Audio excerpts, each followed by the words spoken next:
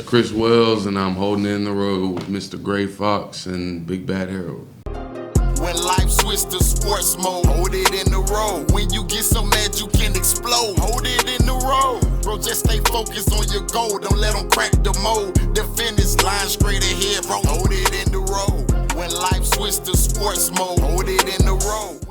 What's up, everybody? Welcome back to Holding the Road with Mr. Gray Fox and Big Bad Harold. Today, we're going to try to tackle a subject, you know what I mean, that we've never done before.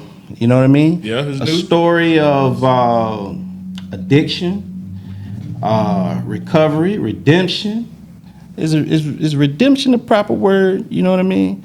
But just getting right back on the right track. You know what I mean? Everybody say what's up to Chris Wells. Chris, what's happening, good brother? How y'all doing? I'm here today talk a little bit about myself and what I went through and how I overcame it. You know, where I'm going now that I've been through it, and how it made me stronger and a better person. That's what's up, man. Well, tell us a little bit more about yourself, man. You know what I mean? You're not originally from here, right? No, sir. I'm from Panama City. Okay. Born and raised, moved out a couple times, Oklahoma, a few things down south, but mainly Panama City. Now, hold up, man. Before we go any further, we like to ask all our guests this question. Top 5 MCs all time. Now, let me tell you something. We're going to give you Pac, and we're going to give you Biggie. That's if you like rap. Is rap your favorite genre of music? I'd say it's my most frequent, but my favorite's actually country. Okay. Yeah. Well, give us your top 5 artists that you like to listen to. Top 5. You want rap or just? No. Just your top 5. My top 5. Well, I mean, you see the shirt. I do love Kendrick. He's a great MC. Right. I can also throw, it's a bit controversial, but Drake, he's really good at what he does. Okay. That might get you in a little trouble. Yeah, especially with mom. I like Teddy Swims. He's like a country rock, kind of bluesy. Okay. Jelly Roll. Okay, now that's what? Bulletproof like Jelly Yeah, Roll. the third time I done heard that name. I never heard a single cut from Jelly Roll. Hey, he's not only good, but he also has been through what I've been through. So Right. I feel a lot of he his. said. That's Right. good. I man. feel a lot of his words. Right. That's good. Same thing Bulletproof said. Shout out Bulletproof. Shout out. And then I guess 5th, Eminem. Got to. Okay. Eminem is my favorite rap artist. Okay. That's how I got into writing music. That's what's up. That's a diverse Oh yeah, real top good. 5. Real You know what I good. mean? What have you heard DJ Butch from around this way? I've heard one. My mom showed me a song by him. Actually, Okay. That's yeah, what's up. Yeah. he's pretty I mean, I say controversial, but like he spits some good stuff. Okay, that's what's up. So like I say, you from Bay County. Yeah, How was Pay County. Huh? We call it Pay County Bay County. Why is that? because they always taxing. Always taxing. So check it out. Tell us a little bit about your, before we get into the heavy stuff. You know what I mean? We want to try to keep it light. You know what I mean? Just coming up over there in Bay County. What was that like? I know you played sports, right? Yeah, all my life really. I mainly started whenever we first moved away to Virginia. Mm-hmm. I got into wrestling and flag football. Top of the teams on both of them. So whenever I moved back to Bay County, I started in baseball and played that for years. Mm-hmm. Jumped back and forth with Pop Warner football. Played like every position on Pop Warner. I was very diverse in sports. I just loved doing it all. Mm-hmm. Whenever I started in baseball, I got into travel baseball, Mm-hmm. and we started traveling all over the United States. That's what's up. We almost got to go to the Little League World Series, but the parents kind of ruined it for us. They didn't want to pay. Dang. Okay. Yeah, it really sucked. But after that, I got into school sports. When did it start to go south?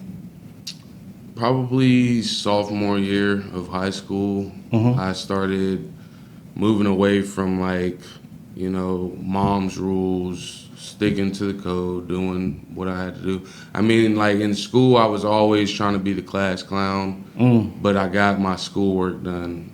Even though I was always in the principal's office, I was a good academic student.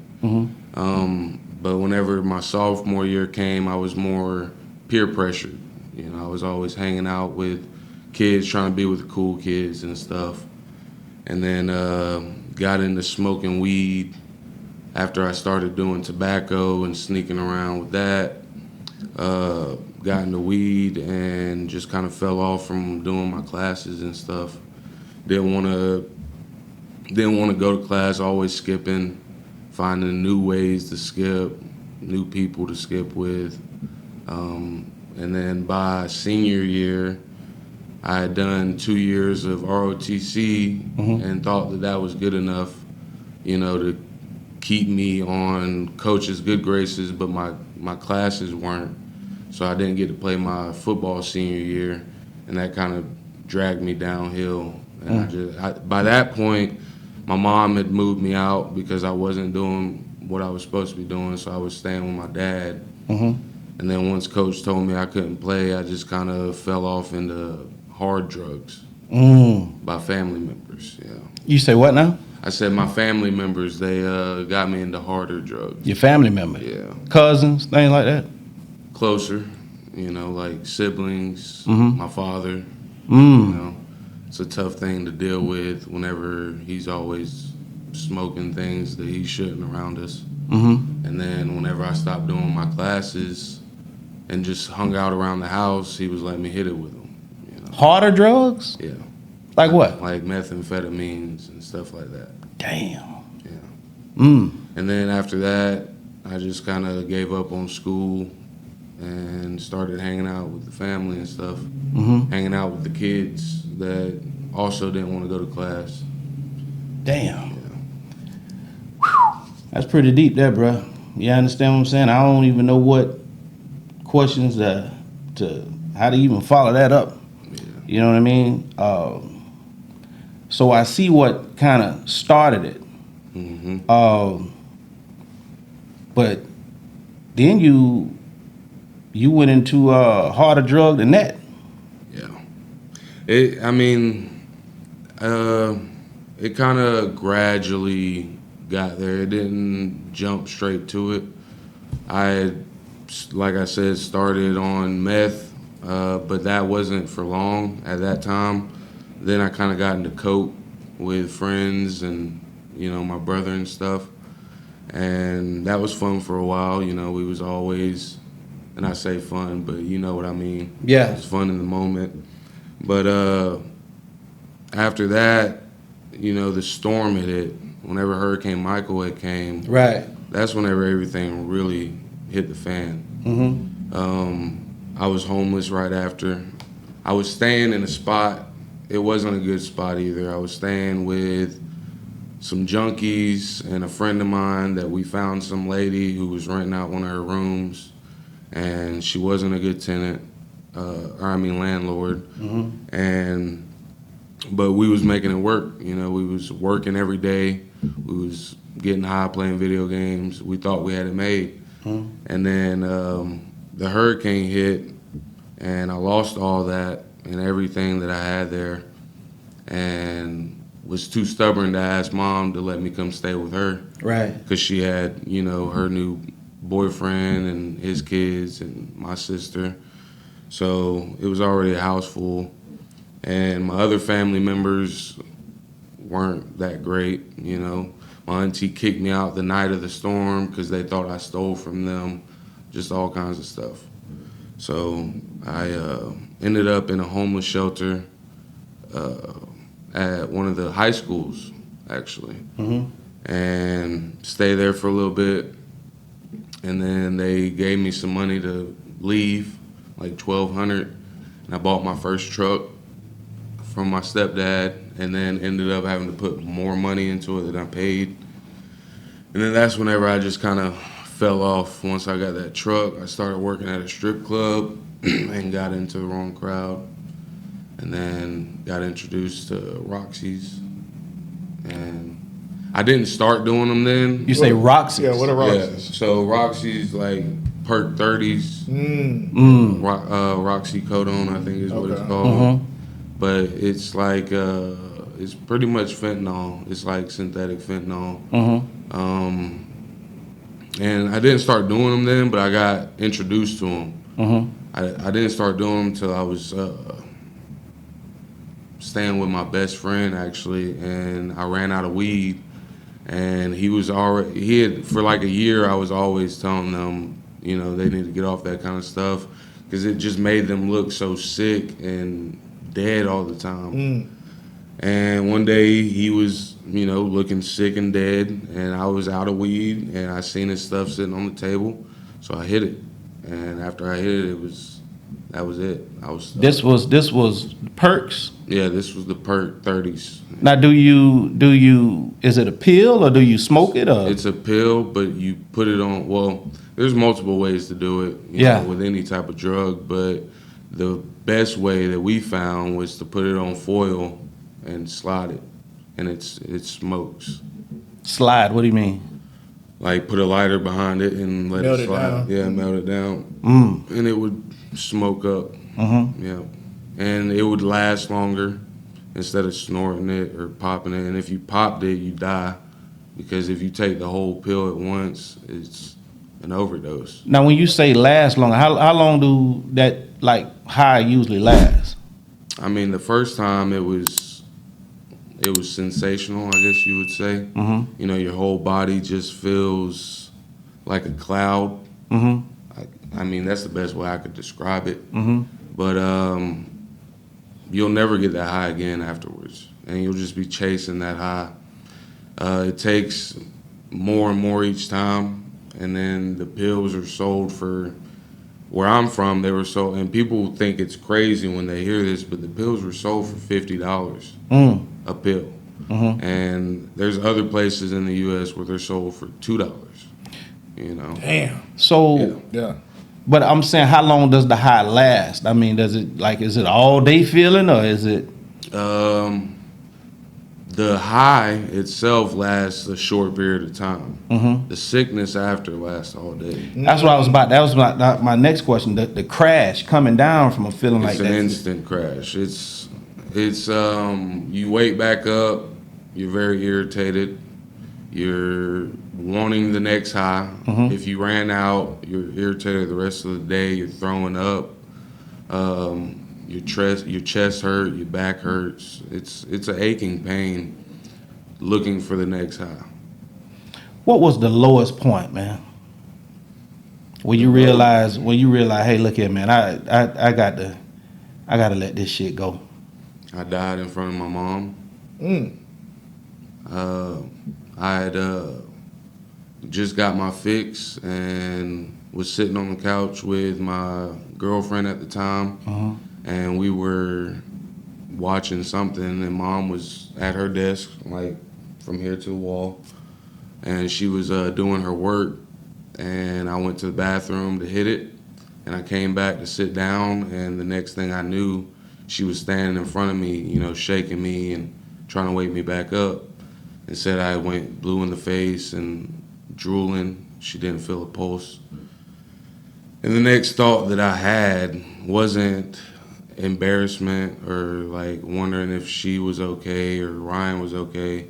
It was, damn, I'm out. I need to go get another one.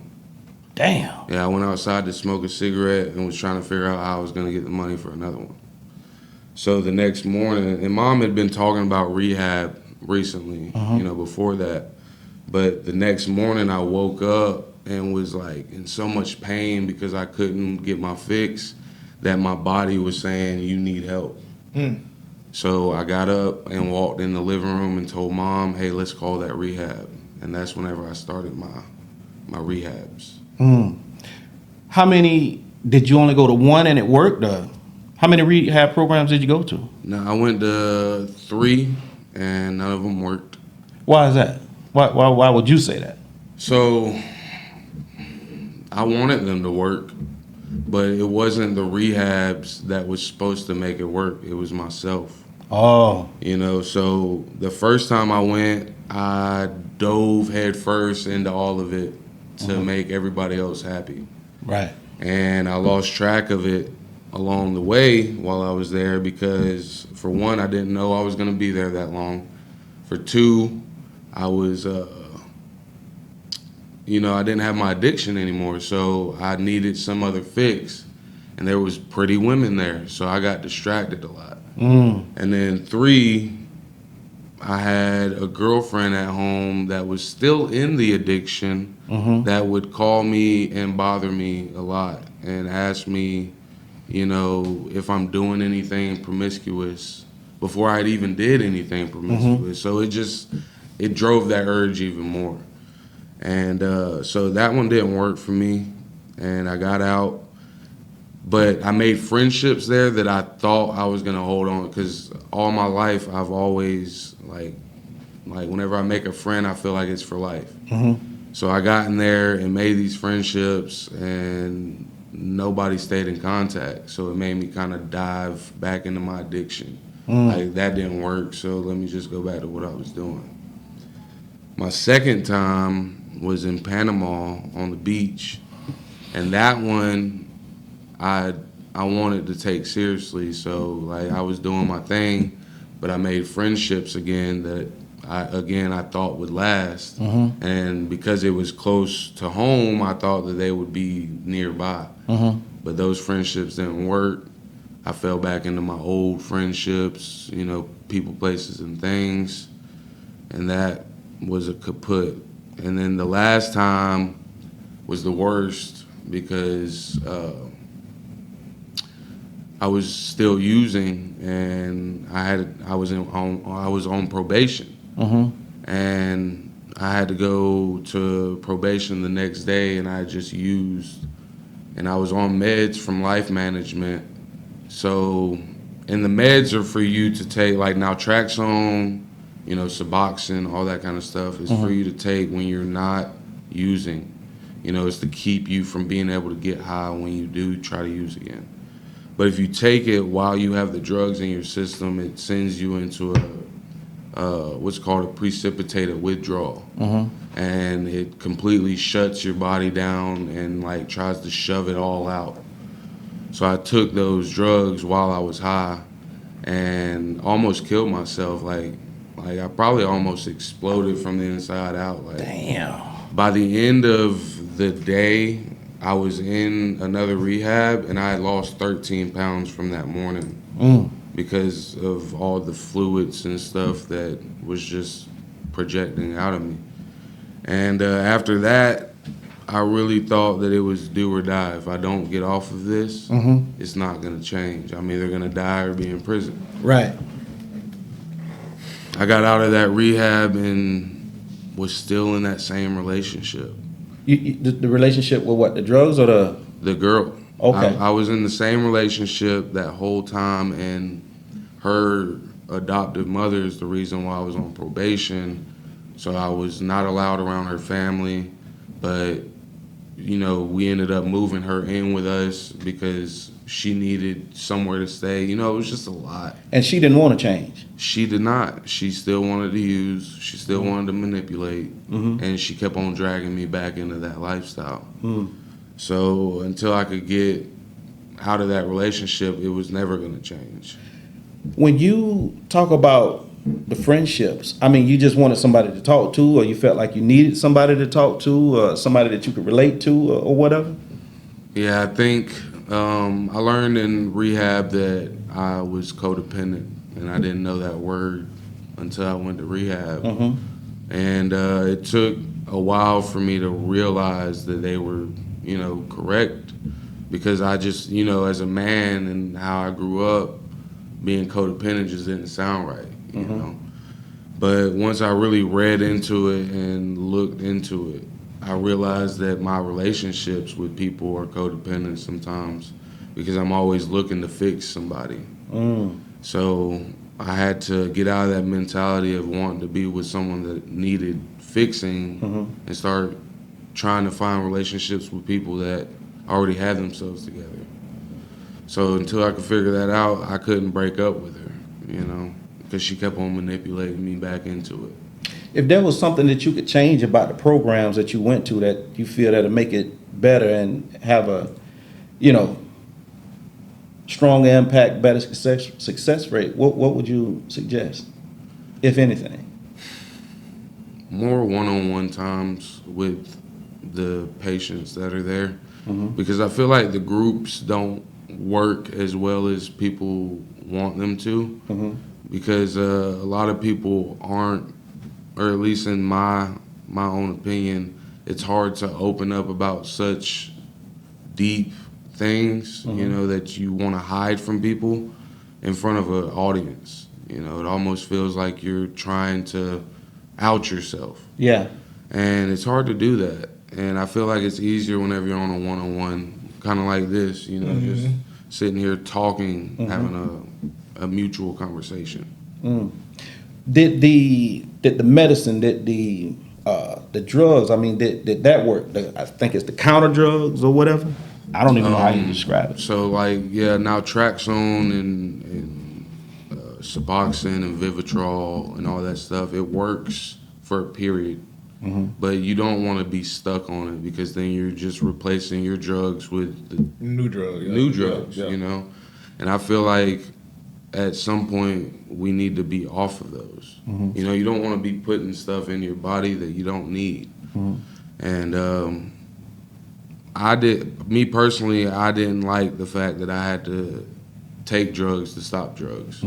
So I didn't want drugs while I was in there unless it was to go to sleep, because I have bad insomnia. I can't fall asleep whenever I'm coming off of drugs. Has your sleep got better? Oh, my sleep is, it's a lot better. Like, I can go to sleep later and still wake up whenever I need to, but I stay up late at night playing the video game, and that's something that I got to stop doing so much. Now, I know you also a man of faith. Yes, sir. Did the church help? In Panama, I couldn't let it help me. And I say that I got back into church probably towards the end of my addiction. But whenever I got back into it, I couldn't let go of my addiction. So I was living a lot, pretty much. I was living unfaithfully while saying I'm being faithful. And I started going back to church so often that they wanted me to help with the kids again. And while I was doing that, I would still find time to use. And I started hating myself for that. So I had to disassociate myself from the church again in Panama, and then came to find out that, the church was going through its own internal battles, and they split off from each other. So I just didn't feel like me going back and asking for help would have been the right time, because they already had so much going on. And whenever I moved here, though, it definitely helped. Yeah. I got here and started going to First Baptist, which is actually right here behind us. Oh, okay. And I went on Google and looked up biggest church in Tallahassee. That's honestly what I did, because I wanted a big community, Right. to be able to meet new people and just thrive here.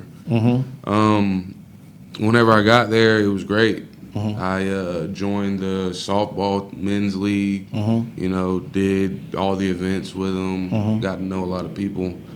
And then whenever I got my new charge last year and went to jail in December, I just felt like they, started shunning me. Yeah. Like only one pastor really talked to me while I was in there. And later on, he ended up getting fired from that church for, reasons that I can't really divulge in, but it wasn't a good look. Right. And for him to be the only one that helped me out, but y'all are shunning him out of the church, it just made me feel like, I don't know. I don't even know how to really explain it. It just made me feel a type of way where like I felt like God wasn't a part of it. So I moved on from that church. And you still in your recovery? Yes, of right, course. right. Of course. I started going to Transformation Church over on High Road in Old Bainbridge. Okay. And I really like that church because like they don't force themselves into your life. They let you ease into it. If you show up, they'll bring you a pamphlet, ask you if you need your prayers, but they won't be like, oh, you need to join this club, you need to do this, you need to do that. So that gives me time to really like fill it out first. But lately I just been kind of in my Bible to myself. That's good. That's real good. I just felt like, this, what's it called? This like uniform religion just wasn't me right now in my recovery. Yeah, now you have to do it in your own time. But I hope you do understand that was people's doing as far as what was in the church. So that's good.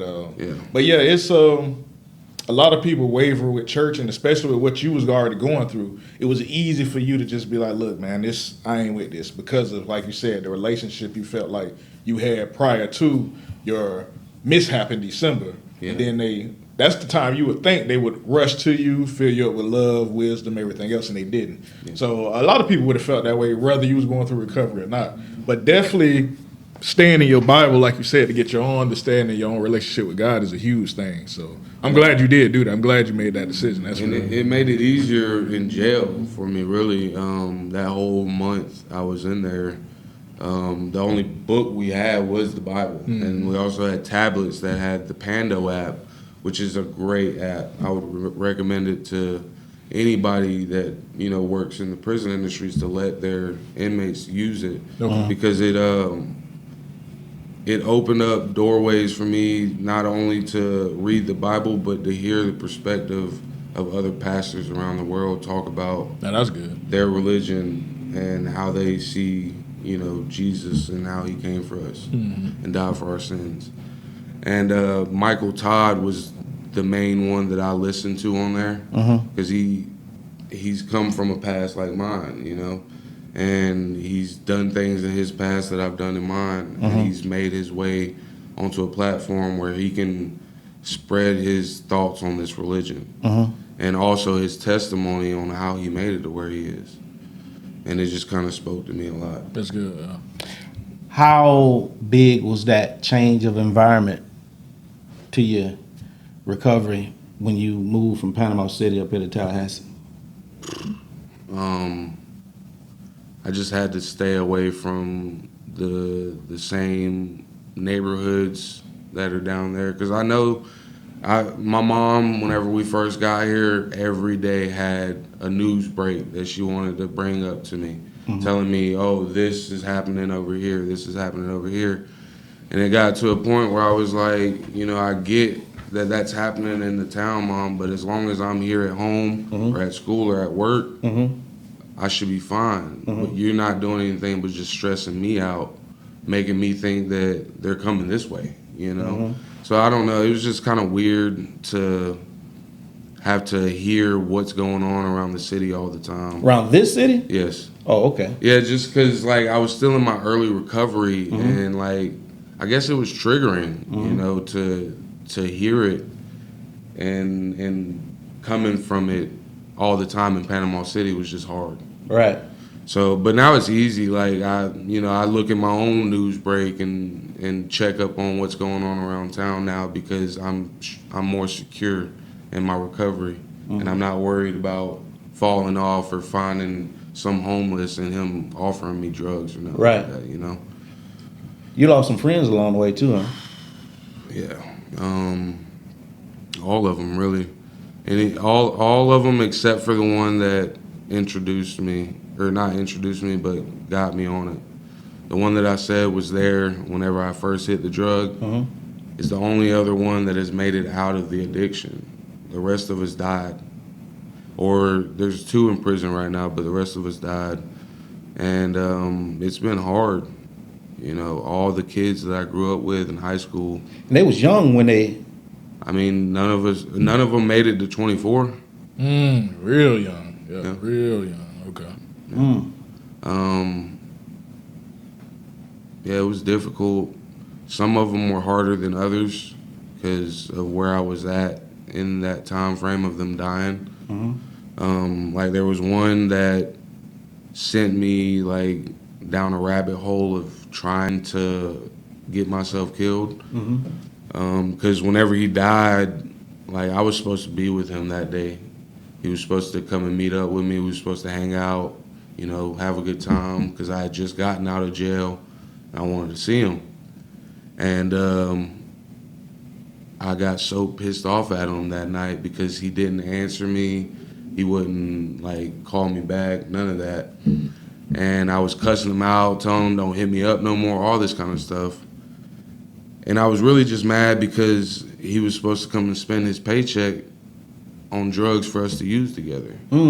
That was the real reason. At the core of it, yeah. Yeah, that was the core of it. Yeah. But whenever I found out the next day, and the way that I found out was just like I was almost searching for it. You know, I was so pissed off at him that I went up to his job the next day Looking for him. because I used to work there. I didn't get him the job, but I introduced him to the job.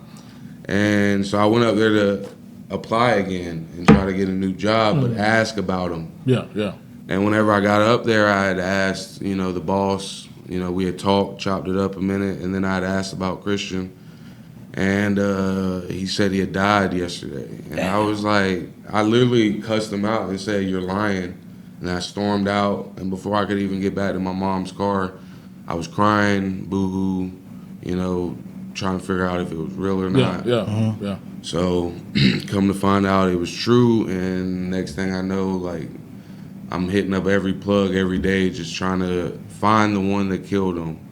That's what I kept on telling myself. I was trying to find the pill that killed him. But, like, I guess I just wanted to keep on doing them till I faded. I don't know. It was just a messed up time. It was one of my other lows. Okay.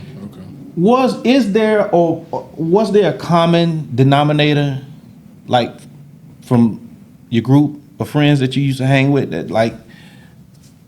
that got everybody into, you know, different types of drugs? You know what I'm saying? Whether it be family, whether it be it was dealing with some type of pain or something. Because these was, you know, y'all were young kids when y'all was doing this here, man. Well, we were all different in our own way. We all had our different families.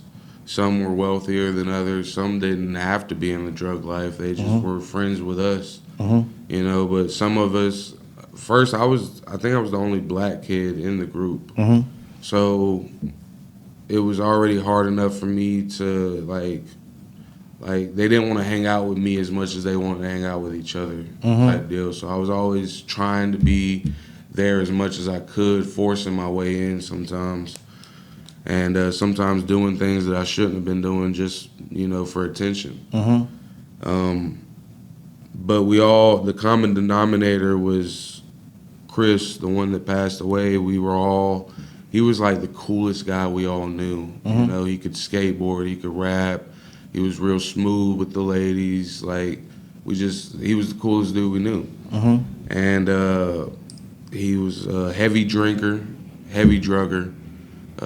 Didn't care about, you know, what his family had to think, and we thought that was cool. Y'all picked up his traits. We just kind of started following him. Yeah. And thought it was cool the way that he talked to his family and stuff, you know. And, you know, I never treated my mom that way. Thank God that I kept myself away from her at those times because I was treating all my other family members that way, you know. But we just weren't a good crowd of people to have around at the time. And I hate to say that, you know, we weren't great to be around because I loved being around them. But at the same time, we was just a bad crowd. We was always the trouble. You know, always had the cops at the park. or stuff like that. But we were so smooth with the cops because they knew us. So like we never really got arrested or nothing. So we were just bad, good at being bad. Yeah. For somebody that's out there thinking about, trying a new drug or battling an addiction, you know what I mean? What would you tell them? Don't take that first drug, get into the rooms. Meetings are one thing that have kept me away from drugs all this time, going to an NA meeting once a week. I know they say 90 and 90. There's 90 meetings in 90 days, but that's not realistic in today's world. If you can at least make one once a week or one every time you feel bad or feel like using, those are the times that you really need to go to one.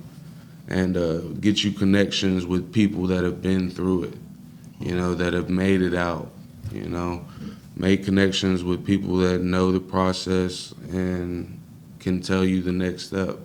Because I feel like nobody can do it alone. If you try to do it alone, you're dead or in jail, and it's just not a good thing to do.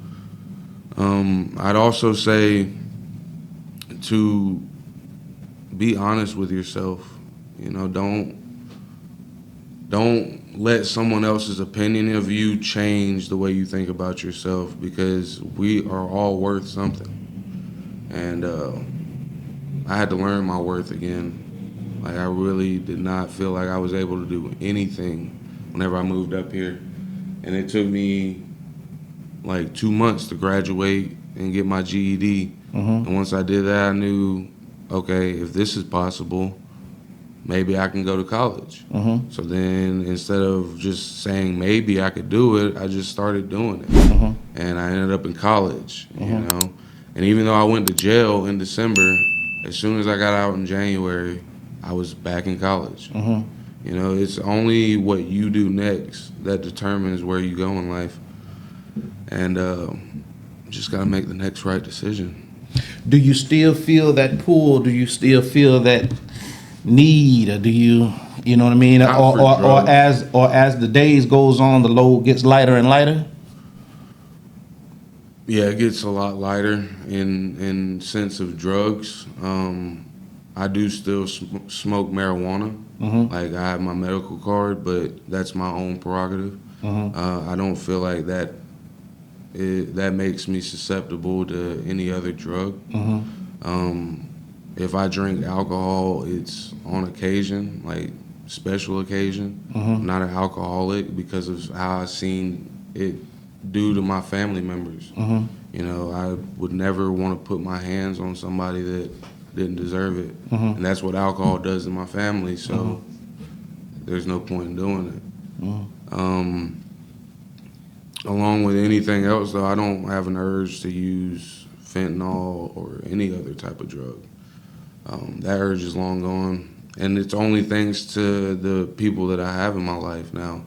It's not just me, but the people that I've surrounded myself with and actually heeded their advice and taken what they had into consideration instead of thinking I know it all. It's a good thing. So you got a good circle around you to help build you up. Kind of what you talked about earlier about. And you got to cut the right people off too now. Yeah. But just, talking about what you needed earlier that you were searching for that you weren't getting. But once you got that circle, speaking on cutting off people, whenever I got out of jail, like I said, I make friends wherever I go. And I made friends in jail, and I told them if they need anybody to talk to, whenever they get out, just hit me up. Yeah. And a few of them, they're still doing good. One of them, though, I gave him a chance, and we hung out. Now, mind you, this is another fentanyl addict. This dude, me and him chopped it up a lot. We talked about how we didn't want to use no more, how we'd stay in contact, go to meetings, keep each other off. And he gets out, and we hang out one day, and it's all kosher. We chilling. I didn't really think anything of it. And then the next day, we about to go. He comes over to my house, looks a little dopey. I didn't think too. I thought he was just high off weed. We sit down on my porch. It's a little dark out. Sorry. So he pulls out, and I hear some rustling. And then I kind of look over and he's literally hitting a pill on full on my porch Oh no. at my mama's house. Oh, That's disrespect. Oh, hell Now, no. mind you, That's disrespect. he had just asked me to use the restroom, and I really didn't want to let him. I told him you could piss in the bush. He said I really got to use number 2. Yeah. I don't know why I did it. Yeah. I let him use the restroom since it was right inside the door. Mm-hmm. My first thought after I seen him hit that pill on the porch was this dude just used in my house. Yeah. So the only thought I could have was he needs to go. Yeah. Yeah. And at first, I wanted to be like, nah, it's okay. He's your friend. We just need to leave soon so he's not here no more. And something in the back of my head kept on saying, no, get that out Oh of yeah. here. Oh yeah. Oh yeah. So, Yeah. so I said, hey, bro, you got to go. Like, just kosher, but like stern. And he was like, bro, quit playing. Like, I just plugged my phone in. Give me a second. I said, bro, you got to go. Snatch the charger out the wall. Yeah. Said, give me my charger back. You got to go. Yeah. I don't appreciate you using on my porch. Not I at told all. you that I'm recovering from that stuff. And he wanted to argue that you smoke weed, bro. You still in at it. What are you talking about? That just made me hotter. Yeah. Yeah. So I said, bro, you really need to walk away before I, Oh, hit yeah, you. oh, And he's standing on the road. I go back inside. Me and my sister was finna leave. Like, this is probably 30, 40 minutes later. Was about to leave for some food. He's still standing out there on the road, yelling at his phone, this and that. So I was like, look, Lee, let's just cook something inside. Yeah. Not to have to deal with that. Yeah. I ain't even tell her who it was. I was just like, there's some dude out there. I don't even want to deal with it. Let's just stay inside. Yeah. But that was the first time here that, I encountered it and also resolved the situation immediately. So once I did that, I didn't feel like I needed mom's help or anybody's help to stay off the drug no more. Yeah. Yeah. That was a good test, and you aced it. Yeah. That was the test that I needed. Yeah. So Let me tell you something about friends and help. See, I can help you without my presence. And I tell this to even my children, one in particular. If I can't help you with my words, ain't nothing I can do for you. You get what I'm saying? yes, sir. So just because, hey, look here, I'd like to help you, like you're talking about your friends, somebody that's went through what you went through and you want to help them. Yeah, I can help you, but I ain't got to be in your presence. you're right. If you just want to talk, let's talk. You know what I mean? You want to vent, I'll let you vent. You know what I mean? You need some advice or anything, I got that for you. I ain't got to be in your presence. See, because I seen a dude around here fighting a damn stop sign. Yeah. I remember Yeah. you said that. Yeah. I seen a dude I'm talking about fighting a stop sign, bro. Was You he get what I'm winning? saying? Huh? Was he winning? I think he got the best of it. Yeah, he was tearing that stop sign up. You know what I mean? That's no joke. I seen a dude believe fighting a it. damn stop sign. I've seen some stuff over You- there. you on get the what I'm side of saying? the road too. So yeah, man, some people, and like you say, from when you went to the programs, you got to help yourself, man. Yeah. You know what I mean? How is your relationship with your dad now? Don't kill me, Dad, but I just okay. So my first rehab I went to, this will put it into perspective how much he cared about my recovery. Whenever I first went to rehab, we had to have family sessions, and the first few were with Mom, and then we had to prepare for one with Dad. And whenever I called him, I had to talk out some things that I never brought up to him, like how he used to make me feel and like how I feel he is as a father and all this kind of stuff, which I don't think he's a good one. He's got 11 kids that he don't take care of and gets mad when he has to pay for them. And, he's just, I could talk about other things that he's done, but I'm not trying to put my dad out there. Like that. Yeah. But at the same time, whenever I called him in this rehab, he was nonchalant about his answers. I told him I need him there. He said, I'm going to try.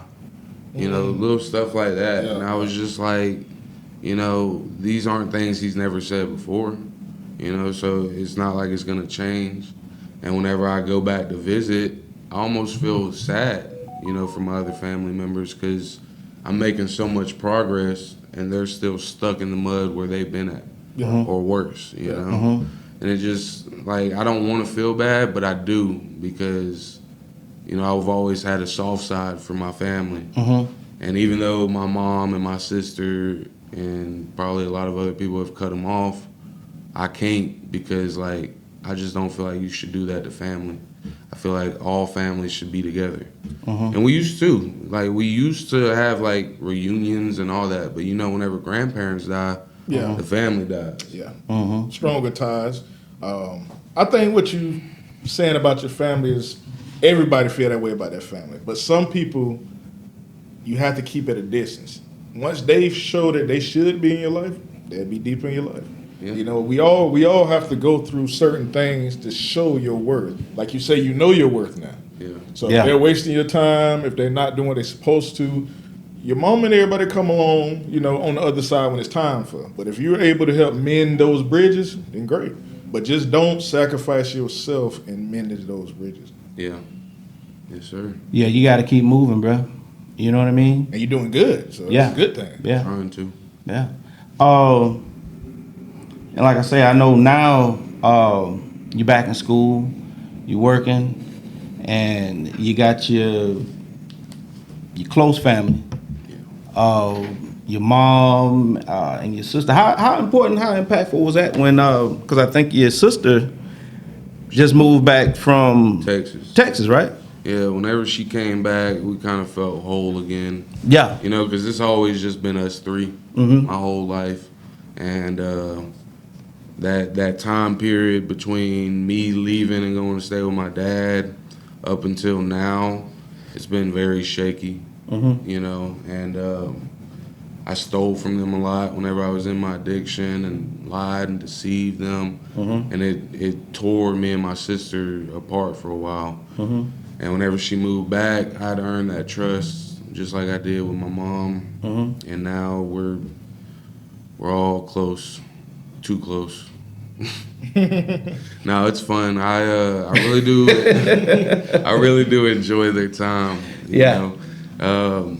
Sometimes it gets to be a lot, you know, and I'm not saying that they annoy me or anything, but I literally live with 3 generations of women. Right. You know? And it gets hard sometimes. Yeah. You know, trying to be the only cool-headed person in the house. And the only way I can do it is by yelling at the video game. And they don't understand that sometimes. They're like, you shouldn't be yelling. You just gotta lead the At rules. least it's not you. Yeah. But it's a great time. Like yesterday, I was upset because of work and got to take me a little break. I had to work 9 hours at the car wash in the heat. And went home and literally laughed the whole time I was on break because me, Mom, and Lily was hanging out, you know, having a good time. Went back to work and actually enjoyed the rest of the night. So, you know, it's good that I can finally have that kind of connection with them. Yeah. You know, that they can be my peace outside of reality. Absolutely. Yeah, Absolutely. real good. Yeah. Never used to, I would be like their hell. Yeah. You know, and now we're all each other's connection. That's good. Right. Man. Right. Now, what are you studying in school? You said you're going back to school. So, In college? Yeah, I'm in college right now. I'm at TCC or TSC now. I'm doing my Aspire program, and then I'm going to FSU for psychology. And then, like, I have so many thoughts in my head. Like, for a while, I wanted to go to seminary school and become a pastor. And now I'm thinking more towards, like, a missionary minister. You know, just something I can do to, you know, spread the word of Jesus Christ around the world, but also through my testimony, like I'm doing right now, you know, learn how to mold my words to speak it better. And I feel like this is great practice today, so I appreciate y'all. Man, that is amazing. I'm thankful that we could provide a platform for you to do so, man. Yes, sir. You know what I mean? Check it out. Where do you want to be within the next 5 years? If you can just Thanos snapped it into reality? What would you- Anywhere but America, honestly. Oh, you want to get out of the country? Okay. Yeah, you want to dip. It's a lot going on around here right now. That's true. That's true. Just not too far, just like a little down south. Yeah. One of the islands before another hurricane takes them. Right. Nah, I want to, like I said, I want to be able to be on a platform somewhere, talking like y'all do. Being able to speak my words into existence, and I definitely want to be in my own home 5 years from now. Good. And I'm already finna be in my first apartment here. And it's only been a year, So I know it's possible. Yeah. Anything's possible. Absolutely. At this point, anything's possible. Absolutely. Yeah. I could be a movie star. Oh yeah. Yeah. Never know.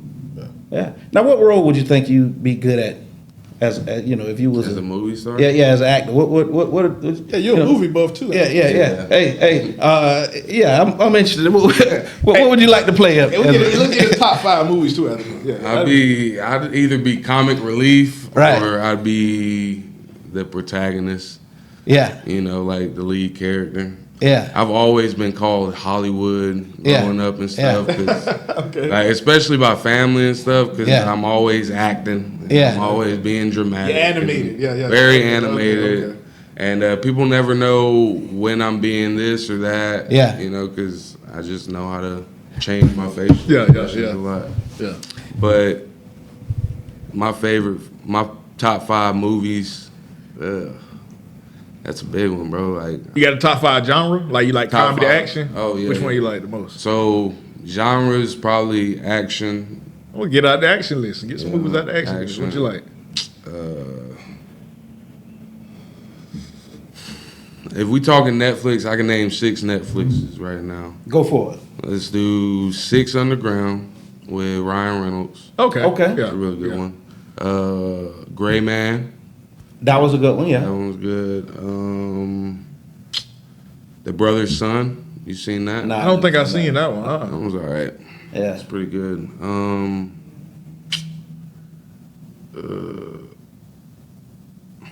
I thought I knew Netflix movies. What about the one with your boy Chris Hemsworth? He went to go retrieve that child. I cannot remember the name of it. Oh, you talking about Extraction? Extraction. Those are Extraction. good. That was a good one. Yeah. Both of them. Yeah. One and two. Now, I love all kinds of movies, though. Comedy, especially. I got into horror lately. Oh no, I don't do horror, man. I don't do demonic. Yeah. Yeah, I don't like horror. I should say thriller. Thriller, okay. Thriller. Yeah, I do thriller. thriller. Okay, Yeah. yeah. Thriller and Not- suspense. I do not that. horror, Okay. but Yeah. thriller. Okay. Like murder mystery movies. Yeah. Uh-huh. Those are cool. Yeah. Yeah. But yeah, that demonic stuff. Like, my sister loves horror movies. Man, How old that's a is rough she? one. She young still? No, She's older. she's like a year and a half younger than me. Better get away from that. She loves them, man. Yeah. Like, it scares me sometimes because I feel like, I don't know. You ain't got to say nothing. She Don't get in no enjoys trouble. them Yeah. way too much, Yeah. you know? Like, my mom likes horror movies, but my sister loves them. And she'll be like, ooh, and I'll be like, that's crazy. Yeah. But, nah, I prefer, like, more, like, superhero movies and stuff like that. Oh yeah. I love action. Marvel or DC? Marvel.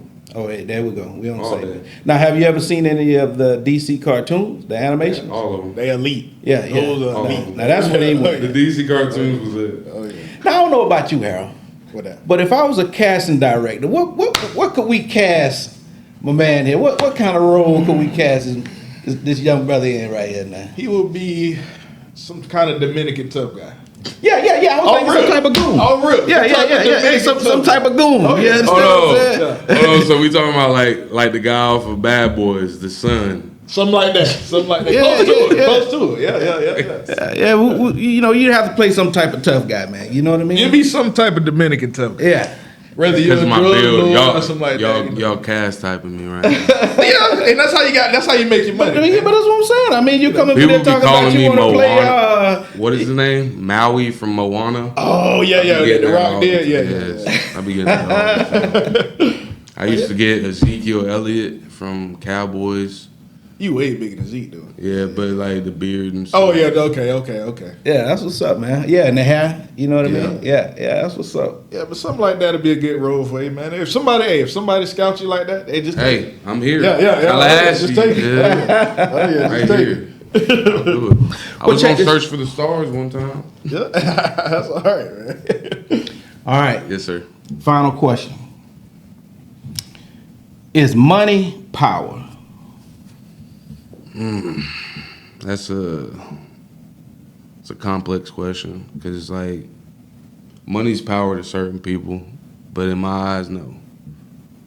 And like I don't want to sound soft or nothing, but love is power, and not just like affectionate love, but just like love for one another. It says it in the Bible. Mm-hmm. But money's power is a crazy question. I guess to the industries it is. Mm-hmm. Yeah. To the government. Mm. To the people, probably not. Right. Yeah. Man, I tell you, first of all, thanks for coming. You know what I Thank mean? you for having me. Oh yeah, man. Appreciate you, man. Congratulations on being clean. You say you about to get your next apartment. and Oh all yeah, that, man. yeah. Hey, Congrats, man. congrats, man. Stay on the Keep mission. going and growing, man. Stay on the mission. You understand what I'm saying? Keep going and growing. Like you say, you see it, and you know how important connections to people are. You get what I'm saying? Yeah. And you should know who you have to just, hey, look, you ain't ready. You know what I mean? Yeah. Some people, like I say, if I can't help you with my words, there ain't nothing I can do for you. Yes, sir. You know what I mean? But man, I pray that you keep going and growing. You know what I mean? And you accomplish everything that you set your mind on. You know what I mean? Yes, sir. Blessings today, tomorrow, and forever, good brother. Today, tomorrow, and forever. You got anything else, Big Bad Harold? Big bad Harold. You got any shout outs, Instagram blessings you want to put out? Shout yourself out. Tell people where to come see you, holler at you. I'm not allowed to be on social media. So, Okay. Well, but you can hit my number up if you can find it. That's what's up. Yes, sir. Thanks, man. Thank y'all again.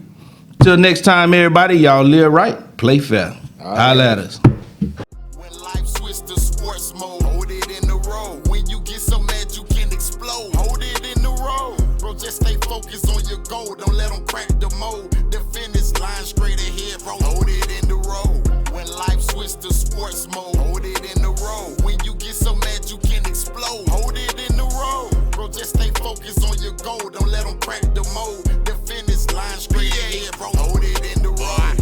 Bullets with a badge, I'll never get a pass. We can see straight through your mask. You made of glass, homie. Just think before you do the dash, cause it might be your last. Lay you in the